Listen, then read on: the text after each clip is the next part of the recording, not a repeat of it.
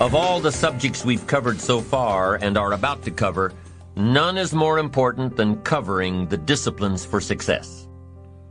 What's at the core of achieving the good life? The major key to the good life. The major key is not in learning how to set goals. It is not in learning how to better manage your time. It is not in mastering the attributes of leadership. Every day in 1,000 different ways, we are trying to improve ourselves by learning how to do things. We spend a lifetime gathering knowledge in classrooms, in textbooks, in experiences. Now, if knowledge is power, if knowledge is the forerunner to success, then why do we fall short of our objectives?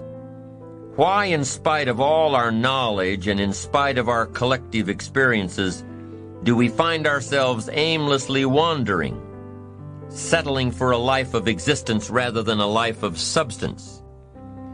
There may be many answers to this question. Your answers may be different than your associates or your spouses or your friends. While there may be many answers to this question, the fundamental answer is the absence of discipline. Applying all that we know. That's the key word. Discipline, self-discipline. We might add one more word here, consistent. Consistent self-discipline. It doesn't really matter how smart you are or how much you know if you don't use it. It doesn't really matter that you graduated magna cum laude if you're stuck in a low-paying job. It doesn't really matter if you attended every seminar that comes to town if you don't apply what you've learned. Better than knowledge is applied knowledge. And once we've applied our knowledge, we must study the results of that process. Apply our knowledge, study the results. Refine our approach. Finally, by trying and observing and refining and trying again, our knowledge will inevitably produce worthy results, admirable results. And with the joy and results of our efforts, we continue to apply, to learn, to observe, to fuel our ambition with the positive reinforcement of continued progress. Pretty soon, we'll find that we're swept into a spiral of achievement, a vertical rise to success. And the ecstasy of that total experience makes for a life of triumph over tragedy, dullness, and mediocrity.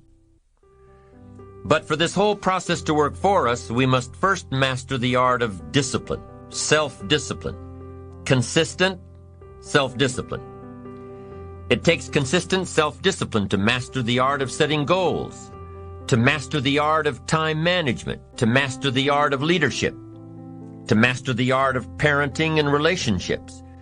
If we don't make consistent self-discipline part of our daily lives, the results we seek will be sporadic and elusive. It takes a consistent effort to truly manage our valuable time, or we'll be consistently frustrated. Our time will be eaten up by others whose demands are stronger than our own. It takes discipline to conquer the nagging voices in our minds, the fear of failure, the fear of success, the fear of poverty, the fear of a broken heart. It takes discipline to keep trying when that nagging voice within us brings up the possibility of failure. It takes discipline to admit our errors and recognize our limitations. The voice of the human ego speaks to all of us.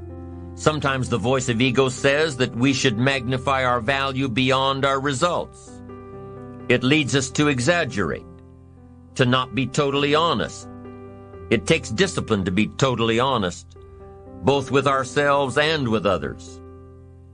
Be certain of one thing: every exaggeration of the truth, once detected by others, destroys our credibility and makes all that we say and do suspect.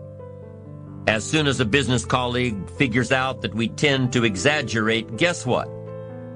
They'll always think we exaggerate, and they'll never quite hold us in the same regard again. Never.